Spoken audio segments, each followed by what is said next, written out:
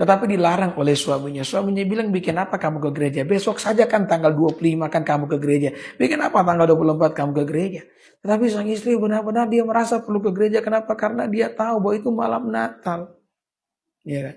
Dan suaminya ngomong, kalau kamu berani datang ke gereja, ya saya kunci pintu. Kamu pulang, kamu tidur di teras rumah.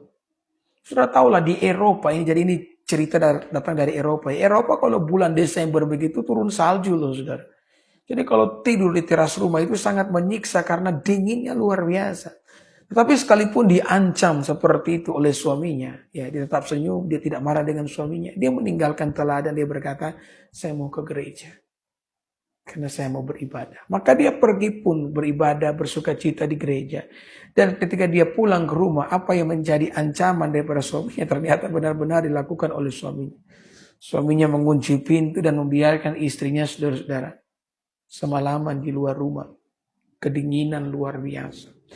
Saudara, ketika pagi suaminya membuka pintu, istrinya berkata, selamat pagi sayangku. Kamu mau minum apa? Minum kopi atau minum teh? Luar biasa ya kesabaran dari istri ini ya. Ya. Karena dia mau tetap menjadi teladan, saudara-saudara. Luar biasa enggak? Bisa enggak saudara ngomong begitu setelah semalam-malaman dikunci oleh suami saudara? Ya kan? Mau minum apa? Mau minum kopi atau mau minum teh? Ya. Suaminya pun kaget dengan reaksi istrinya yang bahkan tidak marah sama sekali ketika diperlakukan dengan cara yang benar-benar buruk. Orang pergi ke gereja kok. Ya, tidak kemana-mana kok. Pergi ke gereja ibadah. Dikunci pintu, dibiarkan semalaman di teras rumah. Tapi ketika di pagi hari dibukakan pintu, bukannya marah-marah tapi ditanya mau minum kopi atau mau minum teh. Ini dahsyat luar biasa. Saudara, kadang-kadang yang namanya tindakan itu akan berbicara 10 kali lebih keras dari yang namanya perkataan. Ya, maka orang Kristen jangan hanya menjadi teladan dalam perkataan. Kita juga harus menjadi teladan di dalam perbuatan kita. Yang setuju dengan saya katakan amin. Atau paling tidak saudara bisa ketik amin. Ya, buat saya. Maka saudara ketika istrinya membuatkan kopi, ya, dan menaruh itu di meja di mana suaminya juga duduk di kursi.